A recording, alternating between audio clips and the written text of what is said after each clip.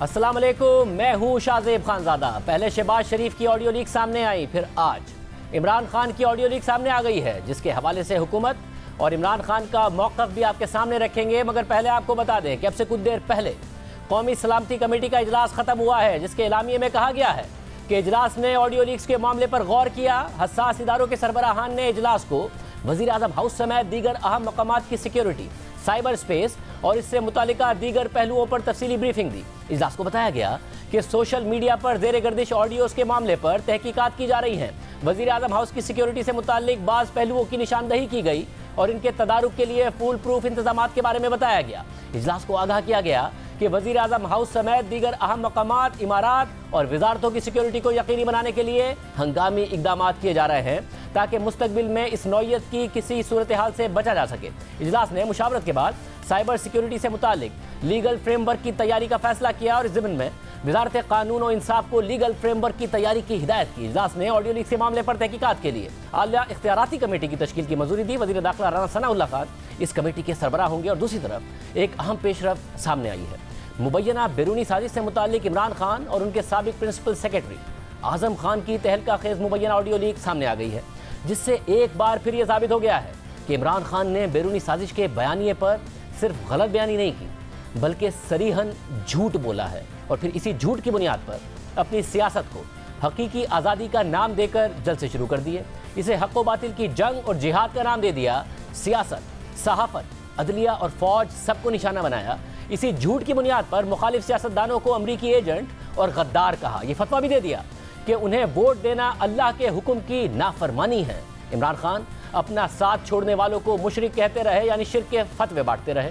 मौजूदा हुकूमत को बाहर से मुसल्लत की गई इंपोर्टेड हुकूमत कह दिया। मीडिया को बिकाऊ माल करार दे दिया। अस्करी क़यादत को न्यूट्रल्स का नाम देकर मीर जाफर, मीर सादिक, हैंडलर्स, सहूलतकार और जानवर तक कह डाला। यह भी कह दिया कि आपसे आखिरत में सवाल होगा। इस झूठ की आड़ में इमरान खान ने अदलिया पर भी इल्ज़ाम लगा दिया कि वो मुल्क के खिलाफ इंतहाई संगीन साजिश की तहकीकात नहीं कर रही है। और इसी झूठ की बुनियाद पर इमरान खान ने मुल्क भर में एहतजाज की कॉज दी, जलसे किए, इंटरव्यूज़ दिए, तकरीरें की। सोशल मीडिया पर इस बयानिए के हामियों ने इख्तिलाफ करने वालों को गालियाँ दी।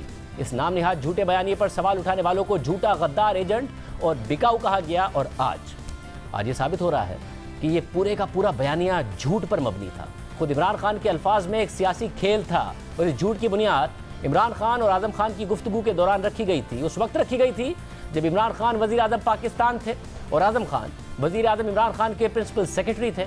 ऑडियो में साफ सुना जा सकता है कि मुबैना तौर पर इमरान खान बतौर वज़ीर आज़म पाकिस्तान ये कह रहे हैं कि इसे बैरूनी साजिश बना देते हैं। अब हमने सिर्फ खेलना है, अमेरिका का नाम नहीं लेना, बस सिर्फ ये खेलना है। लेकिन अब हमने सिर्फ खेलना, नाम नहीं लेना अमेरिका, बस सिर्फ खेलना है इसके ऊपर कि ये डेट पहले से थी। आज नई जो चीज आएगी ना कि वो जो लेटर मैं सोच रहा था साइफर का एक मीटिंग मेरे ख्याल में कर लेते हैं। देखें अगर आपको याद हो ना तो उसमें आखिर में एम्बेसडर ने लिखा हुआ था कि डिमांड तो डिमांड नहीं भी देना, लेकिन एक इंटरनल मीटिंग कर मुझे मैंने रात को बड़ा सोचा इसको, क्योंकि मुझे आपने कहा कि शायद उन्होंने उठाया ना, फिर मैंने सोचा कि ना how to cover all this. एक मीटिंग करते शामिल कुरैशी और फॉरेन सेक्रेटरी को शामिल कुरैशी करेंगे कि वो लेटर पढ़ कर सुनाए, तो जो भी सुनाएंगे ना मेरे पास कॉपी और वो नहीं बता दें, वो मैं मिनट्स में कर लूँगा कि फॉरेन मिनिस्टर ने यही चीज़ें सुना, फॉरेन सेक्रेटरी ने यही चीज़ सुना दी। इसमें ये था। फिर अगर इसका एनालिसिस करो, फिर एनालिसिस अपनी मर्जी के मिनट में कर देंगे ताकि ऑफिस के रिकॉर्ड में मिनट करो। एनालिसिस ये होगा कि ये इनडायरेक्ट थ्रेट है अगेंस्ट डिप्लोमेटिक, वो है डिप्लोमेटिक लैंग्वेज में इसको थ्रेट कहते हैं, इन्होंने ये किया, स्टेप की चीज़ें वो देखें। मिनट्स तो फिर मेरे हाथ में है ना, वो तो जिस तरह वो करेंगे तो we will draft the minutes. किस किस को बुलाएं इसमें? शाह महमूद, आप में और सोहेब, ठीक है, पहले करते ताकि वो चीज़ रिकॉर्ड में आ जाए।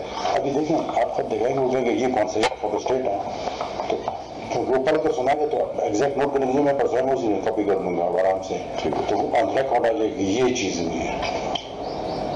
और फॉरन सब जो सुनाए ताकि वो ना हो ना पोलिटिकल वो चल रहा है, ताकि ब्यूरोक्रेटिक लेवल पर एक चीज़ आए। नहीं तो वो उसने तो लिखा है एम्बेसडर ने, हमारे पास वो कॉपी नहीं है ना, ये किस तरह उन्होंने उठा दिया, यहाँ से उठी, जिससे उठी, लेकिन वो तो है तो फॉरन। अच्छा ये तो ये सर,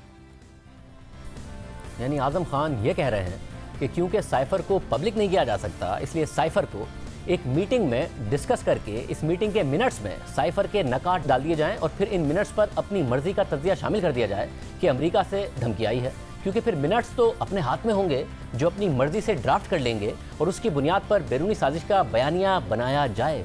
अहम बात यह है कि इमरान खान इस ऑडियो में अपनी आवाज़ की तरदीद नहीं कर रहे हैं। आज उन्होंने कहा है कि शहबाज शरीफ ने ऑडियो लीक करके बड़ा अच्छा किया।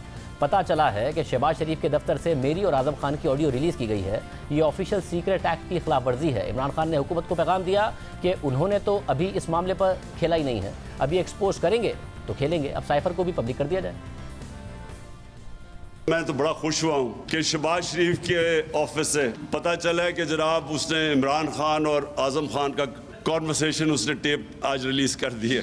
पहले तो आपको पता होना चाहिए ये ऑफिशियल सीक्रेट एक्ट्स के खिलाफ है। मैं सोच रहा हूँ कि इसके ऊपर इसको इस चीज में इसको अदालत में लेके जाऊं या वो 16 अरब के केसेस जिनके ऊपर इतनी किताबें इनकी चोरियों और जुर्मों पे। अच्छा चलो, अच्छा ही है कि तुमने साइफर को ले ही आयो, अब पब्लिक कर दो साइफर, कौम के सामने ले आओ। ये इन्होंने लीक किया शहबाज शरीफ ने, बड़ा अच्छा किया इन्होंने लीक किया। मैं तो कहता हूं साइफर ही लीक हो जाए, सबके सामने आ जाएंगे चलते। खान साहब उसमें जो आप कह रहे हैं कि ताकि सबको पता चले कि कितनी बड़ी बैरूनी साजिश हुई है। खान साहब उस पे जो आप कह रहे हैं कि इस पे खेलेंगे, वो क्या उस बात को किस तरह डिफेंड करेंगे? इस पे खेलेंगे। इसके ऊपर तो मैंने खेला ही नहीं अभी, अब ये एक्सपोज करेंगे तो खेलेंगे इसके ऊपर। वफाकी वज़ीर दाखिला राना सनाउल्लाह ने इमरान खान की ऑडियो लीक का मतन सहाफ़ियों को पढ़कर सुनाते हुए कहा कि यह है इमरान खान का मकरू चेहरा। इमरान खान की हंडिया बीच चौराहे पर फूटी है। आज इसका वो जो सियासी बयानिया है बिल्कुल जो है वो बीच चौराहे जो है ना, हंडिया जो है ना वो अब फूटी है। मीडिया के ऊपर ये ऑडियो है वो काफ़ी जो है वो इस वक्त वायरल है। इमरान खान ये कह रहा है कि अच्छा अब हमने सिर्फ खेलना है, नाम नहीं लेना अमेरिका का, बस सिर्फ खेलना है। ये है इसका मकरू चेहरा, ये है इसका कौम के साथ खलवाड़। आज़म खान से उसने बात की है, आज़म खान ने जो भी अपनी राय दी है, जिसने वो उस राय को एक्सेप्ट किया है वो मुजरम है, वो इस साजिश का जो है वो मुजरम है। सबसे पहले उसको फोकस होना चाहिए, जो उसके खिलाफ तादीबी या लीगल कार्रवाई हो सकती है उसे भी होना चाहिए। ये तो जिन लोगों ने पार्ट 1 भेजा है उन्हीं से पता चलेगा कि पार्ट 2 कब आ रहा है, और अब आप देखेंगे उसमें क्या होता है। अब तक दूसरों को गद्दार इमरान खान करार दे रहे थे, आज मरीम नवाज ने इमरान खान को गद्दार करार दे दिया। ट्विटर पर मरीम नवाज ने लिखा कि अगर आज हर तरह का संगीन जुर्म साबित होने के बाद भी इस गद्दार इमरान को इबरत का निशान नहीं बनाया जाता तो फिर मुल्क की तबाही का जिम्मेदार हमको समझा जाएगा। एक और ट्वीट में उन्होंने लिखा कि 22 करोड़ का मुल्क 4 साल एक नाअहल, नाहंजार और गद्दार के हाथों में गिरवी रहा। इसने दाखिली और खारजी सतह पर मुल्क को तबाह करने में कोई कसर नहीं छोड़ी और साकिब निसार जैसों ने इससे सादी को अमीन करार दिया। कौन सा जुर्म है जो इस पर साबित नहीं हुआ? वो खुद कह रहा है कि मैंने अवाम के साथ खेलना है। मुबीना ऑडियो के बाद, ऑडियो लीक के बाद तहरीक इंसाफ ये बयानिया बना रही है कि साबित हो गया है कि इमरान खान से साइफर को छुपाया गया था। फवाद चौधरी, जुल्फी बुखारी और दीगर रहनुमाओं ने आज ये दावा किया, मगर देखिए कि खुद शाह महमूद कुरैशी कन्फर्म कर चुके हैं कि उन्हें डोनाल्ड लू की तरफ से 7 मार्च की इस कम्युनिकेशन का 1 या 2 दिन बाद पता चल गया था और उन्होंने ही वज़ीर आज़म को भी बता दिया था। मैंने वजीर आजम को भी आगाह किया और मैंने जो हमारे दूसरे जिम्मेदार हजरात हैं उनसे भी आगाह किया। वज़ीर मुमकिन बराए खारजा हिना रब्बानी खर ने हमारे ही प्रोग्राम में बताया कि शाह महमूद कुरैशी को इस मरासले का इल्म फ़ौरन हो गया था और शाह महमूद कुरैशी ने ही इस पर मजीद कार्रवाई रोक दी थी और ख़ुद मरासला भेजने वाले सफ़ीर ने भी डिमाश करने का ही कहा था, यानी अमेरिका से सिफारती सतह पर एहतजाज रिकॉर्ड करने का ही कहा था। दफ्तर खारजा में जब ये आती है, ये साइफर आता है, तो शाह महमूद कुरैशी साहब को उसी वक्त बता दिया गया था या उन्हें अंधेरे में इस हवाले से रखा गया? शाह महमूद साहब को फॉर्मर फॉरेन मिनिस्टर को इमीडिएटली बता दिया गया था और उन्होंने I don't want to say it because I don't want to politicise it, but उनकी इंस्ट्रक्शन के मुताबिक डिमार्च इमीडिएटली इशू नहीं हुई, which I find a bit questionable. Asad Majeed Khan साहब ने कॉन्टेक्स्ट और content of the demarche of the cipher explain किया national security council को पूरी वजाहत के साथ, पूरे तरीके से। उन्होंने तो अपनी साइफर में ही अपनी असेसमेंट और रिकमेंडेशन दे दी थी कि क्या करना चाहिए और उनकी रिकमेंडेशन ये थी कि डिमार्च करना चाहिए। शाह महमूद कुरैशी ने हमारे प्रोग्राम में हिना रब्बानी खर के इस दावे की तस्दीक की कि अमेरिका में पाकिस्तानी सफ़ीर असद मजीद खान ने डिमार्च की तजवीज़ दी थी और शाह महमूद कुरैशी ने दावा किया कि उन्होंने भी फिलफौर डिमार्च की ही तजवीज़ दी थी। तो सवाल उठता है कि किसने दफ्तर खारजा को अमेरिका से फौरी एहतजाज करने से रोका और बाद में साजिश का बयानिया बना दिया, क्यों फौरी तौर पर कौमी सलामती कमेटी का इजलास नहीं बुलाया गया। इसकी तफसीलात खुद शाह महमूद कुरैशी ने ही हमारे प्रोग्राम में बताई और कहा कि वज़ीर-ए-आज़म इमरान खान ने कहा कि मुनासिब वक्त पर इसकी बात की जाएगी। अभी OIC का इजलास है, कौमी सलामती कमेटी का इजलास भी वज़ीर-ए-आज़म ने खुद मुनासिब वक्त पर ही बुलाया। वज़ीर-ए-आज़म ने 28 तारीख को अदम एतमाद के हवाले से प्रोसीडिंग होनी थी, 27 तारीख तक का इंतजार क्यों किया? ये वज़ीर-ए-आज़म का प्रेरोगेटिव है कि वो कब इसका जिक्र करना चाहते हैं। मेरे इल्म में जो ये बात आई तो मैंने वज़ीर-ए-आज़म को भी आगाह किया और मैंने जो हमारे दूसरे जिम्मेदार हजरात हैं उनसे भी आगाह किया और मैंने तजवीज़ पेश की कि इसको उनको डिमाश फिल फॉर डिमाश होना चाहिए और मेरे सफीर की भी रिकमेंडेशन यही थी और मेरे ऑफिस की भी रिकमेंडेशन यही थी। फैसला ये किया गया कि इस वक्त हमारा OIC का इजलास है। इसके अलावा कॉलम निगार जावेद चौधरी ने 31 जुलाई को अपने कॉलम में 20 मरासले का पस मंजर और फिर बाद के वाक़यात बयान किए थे। उन्होंने लिखा था कि अमेरिका में पाकिस्तान के सफ़ीर असद मजीद 7 मार्च को अलविदाई मीटिंग के लिए अमरीकी असिस्टेंट सेक्रेटरी डोनाल्ड लू से मुलाकात के लिए गए। मीटिंग लंच पर हुई। सफ़ीर ने डोनाल्ड लू से गिला किया कि मैं इस अफसोस के साथ वापस जा रहा हूँ कि आपने सदर जो बाइडन की वज़ीर-ए-आज़म इमरान खान के साथ टेलीफोन पर बात नहीं कराई। जवाब में डोनाल्ड लू ने इमरान खान की वो सारी तकरीरें, बयान और ट्वीट्स दोहरा दिए जो उन्होंने अमेरिका के खिलाफ जारी किए थे और उसके बाद कहा कि आप लोग इलेक्शन के दौरान डोनाल्ड ट्रंप को भी सपोर्ट करते रहे, लिहाजा मैं किस मुंह से सदर बाइडन से फ़ोन के लिए बात करता। बहरहाल पाकिस्तान में अगर अदम एतमाद कामयाब हो जाती है और नया वज़ीर-ए-आज़म आ जाता है तो मैं कोशिश करूँगा। कॉलम के मुताबिक सफ़ीर असद मजीद ने एम्बेसी वापस आकर डोनाल्ड लू से अपनी मुलाकात का अहवाल लिखकर भिजवा दिया। फॉरेन सेक्रेटरी सुहेल महमूद ने प्रोसीजर के मुताबिक मरासला वज़ीर-ए-आज़म हाउस, ISI और GHQ को भिजवा दिया। मरासला GHQ के प्रोसेस से होता हुआ आर्मी चीफ तक पहुंच गया। फिर 11 मार्च को कामरा एयरबेस में G-10C लड़ाका तैयारों की लॉन्चिंग की तकरीब थी। आर्मी चीफ ने तकरीब के दौरान मरासला इमरान खान को दिखाया और उनसे कहा कि सर, मैं आपसे बार बार दरख्वास्त कर रहा था, आप हाथ हल्का रखें, सिफारती ताल्लुकात नाजुक होते हैं, आप अब ये मरासला देख लें। इमरान खान ने ख़त पर नज़र दौड़ाई, इसे तय करके जेब में रखा और कहा कि जनरल साहब आप इसे छोड़ें, इस किस्म के ख़त आते जाते रहते हैं। मगर फिर यही ख़त अमरीकी साजिश के बयानिए के तौर पर इमरान खान इस्तेमाल करते रहे। इसके अलावा मुबैना ऑडियो में इमरान खान कहते सुने जा सकते हैं कि हमने अमेरिका का नाम नहीं लेना, सिर्फ खेलना है। और 27 मार्च को जब उन्होंने जलसे में ख़त लहराया तो वाकई अमेरिका का नाम नहीं लिया था, लेकिन फिर 31 मार्च को कौम से बराह रास्त खिताब में ख़त का जिक्र करते हुए गलती से, मुबैना तौर पर गलती से अमेरिका का नाम ले लिया। 8 मार्च को या उससे पहले 7 मार्च को हमें एक अमेरिका ने एक बाहर से मुल्क ने, मैं नाम मतलब मेरा कि किसी और बाहर से मुल्क से, हमें एक अमेरिका ने एक बाहर से मुल्क ने, मैं नाम मतलब मेरा कि किसी और बाहर से मुल्क से। उसी दिन इमरान खान की ज़ेर सदारत कौमी सलामती कमेटी का इजलास भी हुआ, जिसमें आला सिविल और अस्करी क़यादत शरीक हुई। इमरान खान ने बतौर वज़ीर-ए-आज़म खुद इस इजलास की सदारत भी की। फिर भी उस एलामिया में ना किसी मुल्क का नाम लिया गया, ना किसी मुल्क की तरफ से धमकी का कहा गया, ना हुकूमत के खिलाफ साजिश का जिक्र किया गया, ना अदम एतमाद के पीछे बैरूनी फंडिंग का जिक्र किया गया और ना ही मुल्क की अपोजिशन क़यादत पर इस इल्ज़ाम का जिक्र किया गया जो बार बार इमरान खान दोहराते हैं। इसके बावजूद इमरान खान ने यह दावा कर दिया कि साजिश के बयानिए को कौमी सलामती कमेटी की तायद भी हासिल। पाकिस्तान की नेशनल सिक्योरिटी काउंसिल ने वाज़े तौर पे कह दिया कि पाकिस्तान की ये जो नो कॉन्फिडेंस मोशन थी, इसमें से बैरून मुल्क की इंटरफेरेंस थी। वो सारा कॉन्वर्सेशन फिर जब बताया गया हमारी नेशनल सिक्योरिटी काउंसिल में, उन मिनट्स के अंदर ये चीज़ कंफर्म की गई कि ये एक बाहर से प्लान बना था। जब बार बार ये झूठ बोला गया, दोहराया गया, तो 14 अप्रैल को DGI-SPR major general Babar Iftikhar ने वाज़े तौर पर कहा कि कौमी सलामती कमेटी के एलामिये में साजिश का लफ्ज़ नहीं है, डिमाश सिर्फ साजिश पर नहीं किया जाता। एलामिये के अंदर बड़े वाज़े अल्फाज में लिखा हुआ है कि क्या था और क्या नहीं था। कॉन्स्पिरेसी का लफ्ज़ है क्या उस एलामिये में? मेरा नहीं ख्याल। इस इनपुट को कॉन्फ्रेंस के मिनट्स हैं, उन मिनट्स को गवर्नमेंट डिक्लासीफाई कर सकती है। अभी एक रोज़ पहले गालिबन प्राइम मिनिस्टर साहब ने यह भी कहा है कि वो पार्लियामेंट्री सिक्योरिटी कमेटी की मीटिंग बुलाएंगे। अगर बुलाई जाती है मीटिंग, मुसल्लह अफवाज के सरबराहान उसमें भी जाके वही इनपुट अब भी दे देंगे। क्योंकि जब वो इनपुट दी गई और उससे अब तक कोई तब्दीली नहीं है। फिर फौजी या अस्करी क़यादत ने इस पर क्यों एग्री किया कि डिमार्श जारी किया जाए अगर साजिश नहीं थी? देखिए, डिमार्श दिए जाते हैं। डिमार्श सिर्फ साजिश पे तो नहीं दिए जाते, डिमार्श के कई रीजंस होते हैं। जिस तरह उस एलामिया में लिखा हुआ है कि अनडिप्लोमेटिक लैंग्वेज यूज़ की गई है, उस एलामिया में लिखा हुआ है कि जो बातचीत की गई है वो इंटरफेरेंस के मुतरादिफ है, सो उसके ऊपर डिमार्श दिया जाता है। इसके बाद 22 अप्रैल को वज़ीर-ए-आज़म शहबाज शरीफ की ज़ेर सदारत कौमी सलामती कमेटी का इजलास हुआ, जिसके एलामिया में भी कहा गया था कि इजलास में पाकिस्तान के अमरीका में साबिक सफ़ीर असद मजीद खान और सीनियर सिविल और अस्करी हुक्काम भी शरीक हुए। एलामिया के मुताबिक कमेटी ने वाशिंगटन में पाकिस्तानी सिफारत खाने से मौसूल टेलीग्राम पर तबादला ख्याल किया। अमरीका में साबिक पाकिस्तानी सफ़ीर ने टेलीग्राम के मंदरजात पर कमेटी को खुद ब्रीफिंग दी।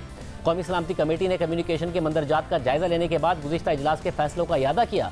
प्रीमियर सिक्योरिटी एजेंसीज ने एक बार फिर कमेटी को बताया कि उन्हें किसी साजिश का कोई सबूत नहीं मिला, लिहाजा कम्युनिकेशन के मंदरजात, मौसूल शुदा रिपोर्ट्स और सिक्योरिटी एजेंसीज के पेश करदा नताइज का जायज़ा लेते हुए कौमी सलामती कमेटी यह करार देती है कि कोई बैरूनी साजिश नहीं हुई।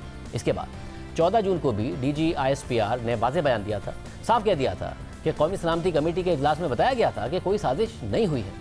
मगर इमरान खान ने मुसलसल अमरीकी साजिश का बयानिया बनाकर इसे हक़ व बातिल की जंग बना दिया। अपनी सियासत को जिहाद का नाम दे दिया। सियासत, सहाफ़त, अदलिया और फ़ौज सबको सियासत में घसीट लिया। मुखालफिन को अमरीकी एजेंट और गद्दार कह दिया। उन्हें वोट देने के शिर्क के बराबर बना दिया। मौजूदा हुकूमत को इम्पोर्टेड हुकूमत और मीडिया को बिकाऊ माल करार दे दिया। अस्करी क़यादत को न्यूट्रल्स का नाम दिया। उनके लिए मीर जाफ़र, मीर सादिक, हैंडलर, सहूलतकार और जानवर के अल्फाज इस्तेमाल किए। ये भी बता दिया कि उनका साथ ना दिया तो अल्लाह सवाल करेगा। लेकिन दूसरी तरफ खुद इमरान खान ने अमरीकी वफ़द से मुलाकातें शुरू कर दी।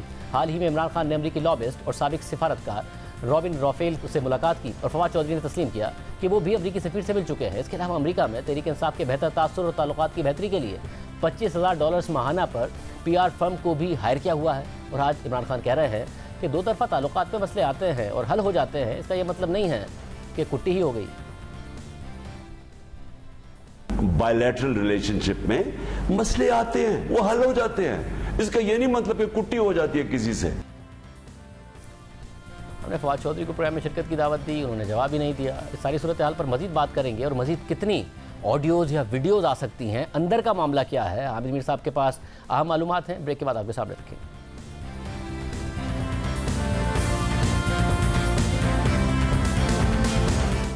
में दोबारा खुशामदीद नाजरीन। जब मार्च में इमरान खान साहब ने दावा किया था और साइफर की बात की थी, साजिश का बयानिया बनाया था, तो उसी वक्त सीनियर सहाफ़ी हामिद मीर साहब ने कह दिया था कि जो ख़त खान साहब लहरा रहे हैं ये वो साइफर नहीं है। मंदरजात के हवाले से सवालात उठा दिए गए थे, ये सारी बातें की थी और मज़ीद वीडियोज़ ऑडियोज़ आने का भी इंदिया या क्या हो सकता है ये भी हामिद मीर साहब बता चुके हैं। हमारे साथ हामिद मीर साहब मौजूद है। मीर साहब बहुत शुक्रिया। मीर साहब 27 तारीख को खान साहब ने तकरीर किया, हमने 4 अप्रैल को बता दिया था कि जो साइफर लहरा रहे हैं, मंदरजात अलग हैं, ये वो साइफर नहीं है।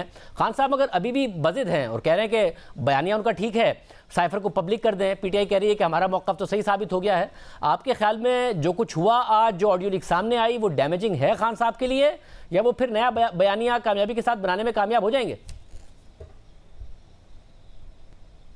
अच्छा शाहजेब साहब, जब मैंने ये बात कही थी ना 4 अप्रैल को कि ये जो इमरान खान साहब ने ख़त लहराया है और जो वो बात कर रहे हैं तो इसको रीराइट किया गया है तो मुझे तो ये बात उस वक्त इमरान खान साहब प्राइम मिनिस्टर थे और उनकी कैबिनेट के जो लोग थे उन्हीं से मुझे पता चला था कि ये असली वाली चीज़ नहीं है, जो असल साइफर आया था ये वो नहीं है और इसको रीराइट करके और इसका कोई एनालिसिस किया गया और वो लेटर जो है वो खान साहब को दिया गया और उन्होंने वो लहराया। अच्छा, उस वक्त भी इमरान खान साहब ने जो परेड ग्राउंड में जलसे से खिताब करते हुए जो ख़त इस तरह दिखाया और फिर जेब में डाल लिया था, तो क्यों जेब में डाल लिया था? इसलिए कि उनको पता था कि अगर मैंने ये साइफर पब्लिक कर दिया तो ये ऑफिशियल सीक्रेट एक्ट की खिलाफ वर्जी हो जाएगी, तो उन्होंने ये काम नहीं किया। अच्छा, उसके बाद भी फिर ये जो मामला है ये इस्लामाबाद हाई कोर्ट में चला गया और इस्लामाबाद हाई कोर्ट ने इस पर एक ऑर्डर पास किया कि वज़ीर-ए-आज़म साहब जो हैं वो ये जो ख़त है या साइफर है वो इसको पब्लिक नहीं कर सकते क्योंकि ये ऑफिशियल सीक्रेट एक्ट की खिलाफ वर्जी होगी, तो ख़ुद तो उन्होंने किया नहीं। अच्छा, आज इमरान खान साहब को जब ये पता चला कि ये जो उनकी आज़म खान के साथ गुफ्तगू है वो लीक हो गई है, तो उन्होंने पहले तो इल्ज़ाम लगाया कि ये तो शहबाज शरीफ ने खुद लीक किया है, फिर कहते हैं कि ये ऑफिशियल सीक्रेट एक्ट की खिलाफ वर्जी है और मैं अदालत में जाने के बारे में सोच रहा हूँ, और फिर उससे अगले ही लम्हे मुतालबा करते हैं कि अब ये साइफर जो है इसको पब्लिक कर दिया जाए। एक तरफ आप कह रहे हैं कि ये ऑफिशियल सीक्रेट एक्ट की खिलाफवर्जी है, दूसरी तरफ आप खुद ही मुतालबा कर रहे हैं कि इसको पब्लिक कर दिया जाए। मैंने इस पे कुछ लीगल एक्सपर्ट्स के साथ दोबारा बात की आज, तो उन्होंने कहा ये पॉसिबल नहीं है, क्योंकि अगर आप एक साइफर जो है उसको पब्लिक करेंगे तो फिर पाकिस्तान के जो डिप्लोमेट्स हैं जो दुनिया के मुख्तलिफ ममालिक में सफारती खिदमात सर अंजाम दे रहे हैं, तो वो फिर साइफर नहीं लिखा करेंगे, वो फिर खुल के बात नहीं किया करेंगे, और जो बाकी दुनिया के जो डिप्लोमेट्स हैं वो भी आपके साथ खुल के बात नहीं करेंगे।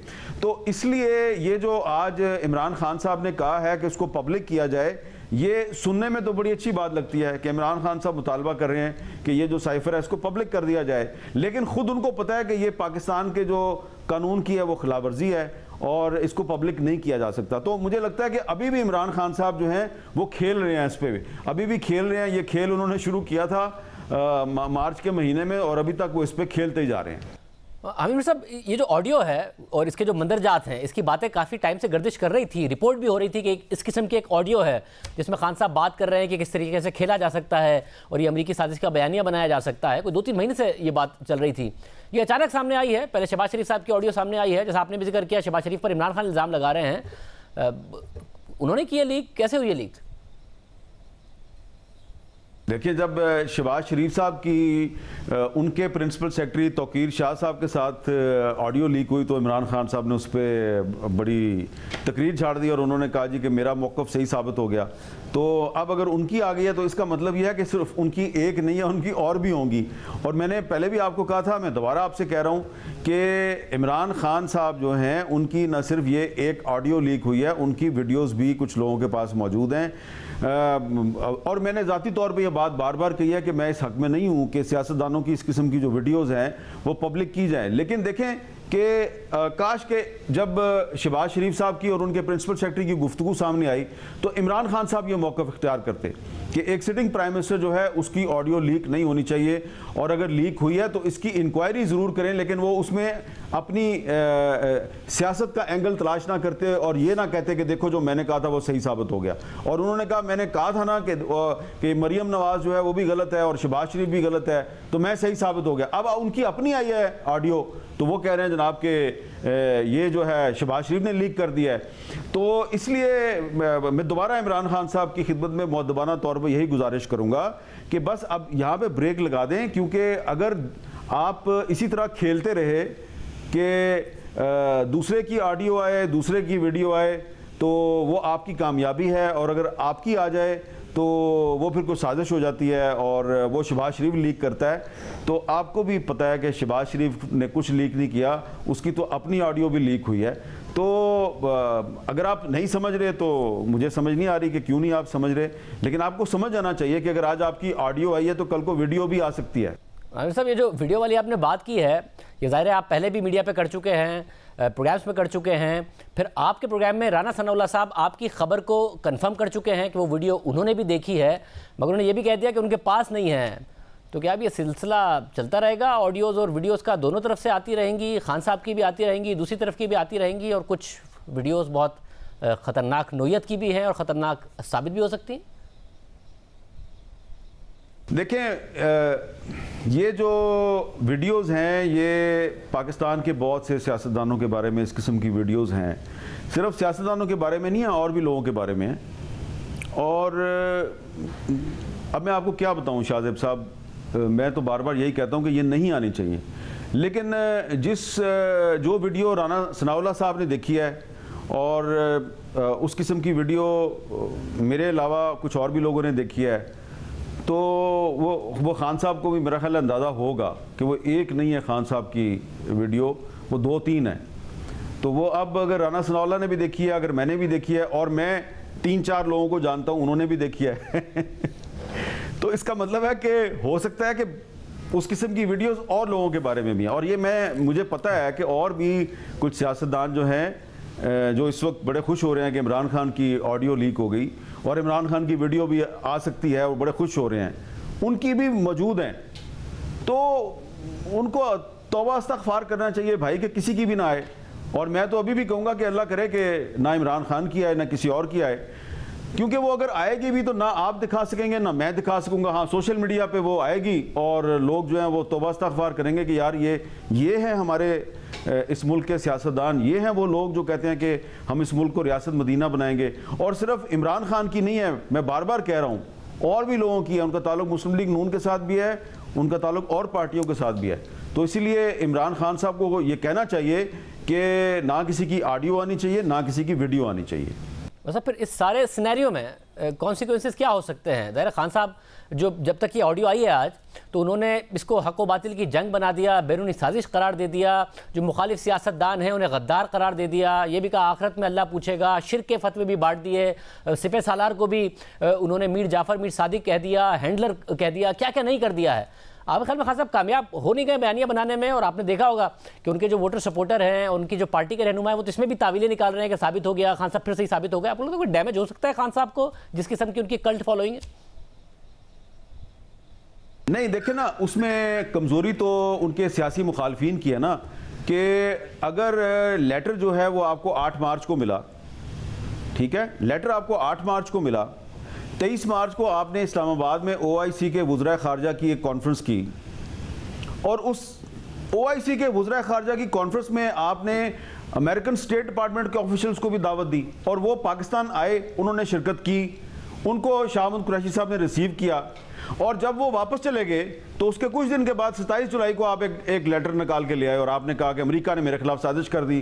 तो साजिश का आपको 8 मार्च से पता था, और अगर साजिश हो रही थी तो आपने फिर 23 मार्च को OIC के वज़राए ख़ारजा की कॉन्फ्रेंस में अमेरिकन स्टेट डिपार्टमेंट के ऑफिशियल्स का क्या काम था, उनको क्यों बुलाया था आपने?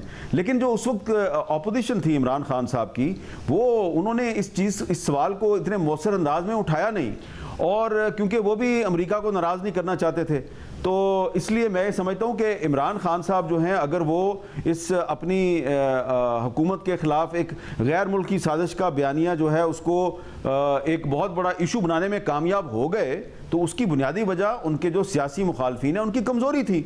मैंने तो आपके शो पे भी और अपने शो पे भी ये बात बार बार उठाई कि भाई अगर 8 मार्च को आपको खत मिला है और आप समझते हैं कि आपको धमकी दी गई है, तो जिस मुल्क ने धमकी दी आपने उसके ऑफिशियल्स को इस्लामी ममालिक के वज़राए ख़ारजा की कॉन्फ्रेंस में क्यों बुलाया?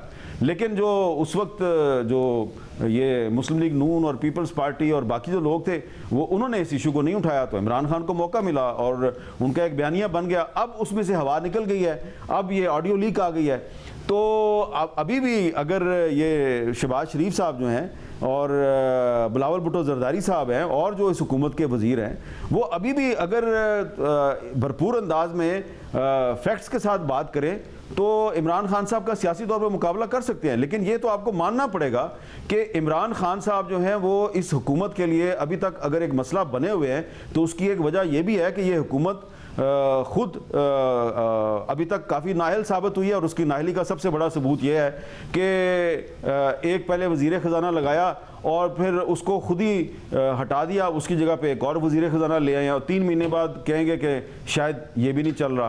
तो इमरान खान का सोर्स ऑफ स्ट्रेंथ जो है वो इस हुकूमत की कमज़ोरियाँ हैं। सर ये बात तो बिल्कुल दुरुस्त है कि खान साहब बयानिया बनाने में इस हुकूमत से बहुत आगे हैं, मगर अब आपको लगता है कि वो 2 पैरेलल बयानिया बना के आगे चल सकते हैं कि अमरीकी सफ़ीरों से मुलाकात भी कर रहे हैं, वहाँ फर्म भी हायर कर रहे हैं कि ताल्लुकात किसी तरीके से बेहतर हो जाए, कि मेरी कुट्टी नहीं हो गई अमेरिका से, मगर फिर अमरीकी साजिश का बयानी भी साथ लेकर चलना चाहते हैं, अस्करी क़यादत के हवाले से उनसे मुलाकात भी कर रहे हैं, उनकी तौसी की बात भी कर रहे हैं, मगर तकारीर में न्यूट्रल्स पर तनकीद भी कर रहे हैं, एजेंसीज़ की कॉल्स के हवाले से आज भी उन्होंने बड़ी सख्त तनकीद की है। तो ये 2 पैरेलल बयानी भी बना के साथ चल सकते हैं वो आगे? नहीं, ये उसको कामयाबी के साथ लेके नहीं चल पाएंगे। देखें ना, आज भी उन्होंने एक सेमिनार से खिताब किया, तो आज भी उन्होंने ये सिर्फ न्यूट्रल्स के बारे में उन्होंने बात नहीं की कि तुम तो मेरे टैक्सों पे पलते हो, तो तुम्हें किसने ये हक दिया कि तुम मुझसे पूछोगे ये करो और वो ना करो। तो ये बात जब हम कहते थे उनके दौर में, तो हम पे गद्दारी का इल्ज़ाम लग जाता था। जब ये बात हम कहते थे कि जनाब आज़ादी इजहार जो है वो हर पाकिस्तानी का राइट है और आर्टिकल 19 के तहत जो है ये हमसे ये हमारा हक नहीं छीना जा सकता, तो इमरान खान साहब जो हैं वो हमारे प्रोग्राम बंद करवा देते थे। और उस वक्त अब इमरान खान साहब कहते हैं अच्छा मुझे तो पता ही नहीं था। और आज भी इन्होंने अपनी तकरीर में कुछ मीडिया हाउसेस का नाम लिया है, तो उनको चाहिए कि वो एक दफ़ा वो जो है ना ये दो दो हाथ कर ही लें कि जिन जिन मीडिया हाउसेस के साथ और जिन जिन सहाफ़ियों के बारे में उनका यह ख्याल है कि ये लफाफे हैं या ये पैसे लेके उनके ख़िलाफ़ कोई साजिश कर रहे हैं, तो एक दफ़ा उनके ख़िलाफ़ या तो अदालत में चले जाएं और या फिर उनके ख़िलाफ़ सबूत सामने लेके आएँ और सबूत के साथ बात करें। तो जिस तरह वो बग़ैर सबूत के उन्होंने एक बयानिया बनाया कि मेरे खिलाफ एक गैर मुल्की साजिश हुई है, तो 5-6 महीने के बाद उनका ये बयानिया जो है ये नाकाम हो गया है। इसी तरह उनका ये बयानिया जो आज भी उन्होंने रिपीट किया है कि कुछ सहाफ़ी जो हैं वो लिफाफे लेते हैं और कुछ मीडिया हाउसेस जो हैं वो पैसे लेके मेरे खिलाफ साजिश करते हैं, ये भी ज़्यादा अरसा नहीं चलेगा। क्योंकि इस हवाले से भी जो इमरान खान साहब की कुछ इंस्ट्रक्शंस हैं जो उन्होंने अपने जो स्पोक्स पर्सनस की मीटिंग्स में दी हुई हैं वो भी कहीं पे रिकॉर्ड हुई हैं और उसमें भी उन्होंने नाम ले लेके कहा हुआ है कि फ़लाँ के बारे में ये कहना है, फ़लाँ के बारे में ये कहना है, और कुछ लोगों के बारे में जो उनकी इंस्ट्रक्शंस थी कि इसके साथ ये कर दो, इसको बंद कर दो, इसको खोल दो, इसको ये कर दो, वो भी रिकॉर्डिंग हुई है। तो जिस दिन वो सामने आ गई तो रही सही कसर भी निकल जाएगी। शुक्रिया आमिर साहब की गुफ्तगू आपने सुनी। प्रोग्राम में ब्रेक शामिल करते हैं, इस इशू पर मज़ीद तफसील से बात करेंगे ब्रेक के बाद।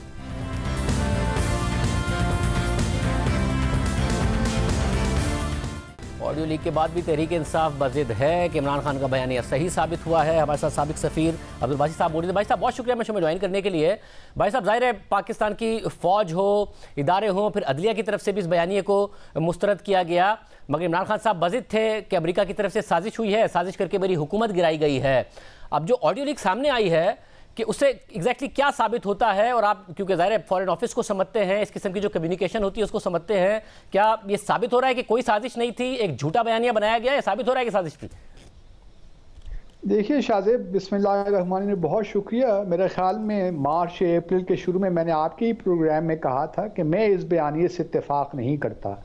इसमें यकीनन जो अमरीकी हुकूमत है या थी उस वक्त, उनके कुछ प्रॉब्लम्स थे इमरान खान की हुकूमत के साथ। उन्होंने अपनी नाराज़गी कन्वे भी की थी और साइफर के ज़रिए ही की, जो मुलाकात हुई वाशिंगटन में 7 मार्च को, और ये टेलीग्राम दिखाया भी गया। अब मेरे लिए जो असल सवाल है वो यही पैदा होता है कि 7 मार्च से लेकर 27 मार्च तक की हुकूमत, उस वक्त की हुकूमत खामोश ही क्यों रही? फिर ये भी हमने देखा कि अमेरिका से एक डेलीगेशन भी आता है असिस्टेंट सेक्रेटरी ऑफ स्टेट का, बल्कि acting assistant secretary of state का, और उनके साथ यहाँ मुज़ाकरात भी शाह महमूद कुरैशी साहब करते हैं और ये कहते हैं कि हम ताल्लुकात को आगे लेकर जाएंगे। तो ये साजिश अगर होती इतनी सीरियस, तो पहले तो 7 मार्च के बाद फौरी तौर पे नेशनल सिक्योरिटी कमेटी का इजलास बुलाया जाता, वहाँ पे ये डिस्कस होता और फिर हम उसी फ़ौरन डिमार्च पेश कर देते। लेकिन ऐसा नहीं हुआ और एक डिमार्च पेश करना कि अनडिप्लोमेटिक लैंग्वेज यूज़ हुई और ब्लेटन इंटरफेरेंस हुई, उस पर हमने बाद में डिमार्च कर दिया, बात ख़त्म हो गई। अगर साजिश होती तो फिर इससे बियॉन्ड भी इक़दाम लेना ज़रूरी हो जाते, लेकिन चूंकि हमने नहीं लिया तो मेरे लिहाज से तो इस ऑडियो से यही ज़ाहिर होता है कि कोई साजिश नहीं थी और जो एक नैरेटिव क्रिएट करने की कोशिश की थी, वो एक पॉलिटिकल गिमिक है जो इन्होंने किया। और हमने उस वक्त भी इसी खदशे का इजहार किया था कि यही इनके पास एक नैरेटिव बिल्डिंग का एक इनको टॉकिंग पॉइंट मिल गया है और इसको वो एक्सप्लॉइट करेंगे, जो उन्होंने खूब अच्छे तरीके से किया। वैसे बतौर सफ़ीर जब आप इस मामले को देखते हैं, ज़ाहिर सियासत पाकिस्तान में होती है मुख्तलिफ मामलात पर, बट ये कितना हसास मामला था और जिस तरीके से इसको पोलिटिसाइज किया गया और ज़ाहिर फिर गद्दार करार दिया गया, बाकायदा तौर पर फतवे बांटे गए, ये कितना हसास मामला था जिससे पाकिस्तान की फॉरेन पॉलिसी कॉम्प्रोमाइज़ हुई? Very unfortunate. मैंने पहले भी यही कहता रहा हूँ कि इस किस्म के जो सेंसिटिव मामलात होते हैं उनको अपने जो पॉलिटिकल आपकी पॉलिटिक्स है डोमेस्टिक, उसमें लेकर नहीं आना चाहिए। फॉरेन पॉलिसी एक बड़ा हसास एक मामला होता है और ख़ास तौर पे इन ममालिक के साथ, अमेरिका हो गया, चाइना हो गया और जो बड़े ममालिक हैं उनके साथ हमारे जो ताल्लुकात की नोयत है आप जानते ही हैं, एक तारीख़ भी है। और फिर उसके अलावा जिस दौर से इस वक्त पाकिस्तान गुजर रहा है पिछले 5-6 सालों से, हम ये कह सकते हैं कि इस किस्म के जो इशूज़ हैं अगर आप उनको पब्लिक डोमेन में लेकर आते हैं तो फिर ऑब्वियसली आपकी सफारतकारी में वो क्रेडिबिलिटी रहती ही नहीं है। फिर दूसरे ममालिक आपको सीरियसली लेते ही नहीं हैं कि ये क्या लोग हैं जो कि इतने इंपॉर्टेंट इशू, चाहे वो अफगानिस्तान का हो, चाहे वो मिलिट्री बेसिस का हो, और बहुत से इश्यूज हैं जिन पे हमारी गुफ्तगू होती रहती है अमेरिका के साथ या बाकी ममालिक के साथ। तो अगर हम हर चीज़ को पब्लिक डोमेन में लेकर आ जाएंगे और पब्लिक मीडिया के थ्रू अपनी डिप्लोमेसी कंडक्ट करेंगे तो ऑब्वियसली उसका जो अंजाम है वो तो आपने देख ही लिया कि किस तरह पिछले 1 साल में जब से बाइडेन एडमिनिस्ट्रेशन आई और जब तक इमरान खान की हुकूमत थी, चूँकि हमने ज़्यादातर अपने फैसले पब्लिकली कन्वे किए अमेरिका को, उससे एक तनाव की सूरत पैदा हुई जो कि किसी तौर भी पाकिस्तान के लिए बेहतर नहीं थी। तो मैं यही समझता हूँ कि इसका बहुत नुकसान हुआ है।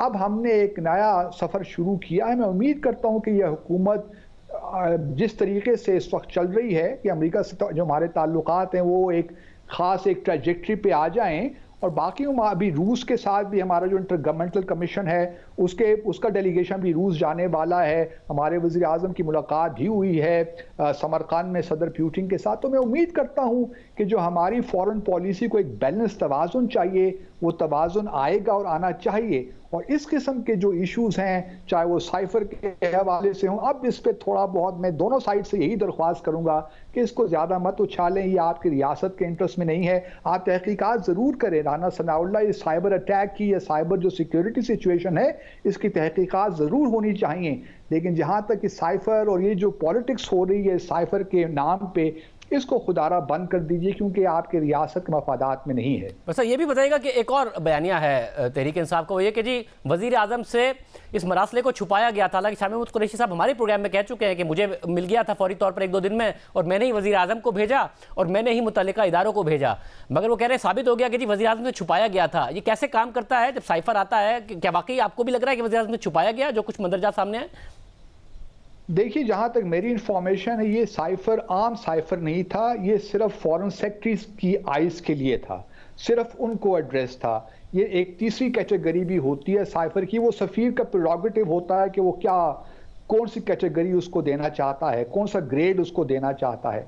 तो ये जो साइफर हमारे सफ़ीर ने भिजवाया था सिर्फ फॉरेन सेक्रेटरी को एड्रेस था। और जहाँ तक मेरी इंफॉर्मेशन है फॉरेन सेक्रेटरी ने फौरी तौर पे फॉरेन मिनिस्टर के साथ ये शेयर किया और फिर फॉरेन मिनिस्टर ने प्राइम मिनिस्टर के साथ ये शेयर किया। अब इस साइफर की कॉपी नहीं हो सकती।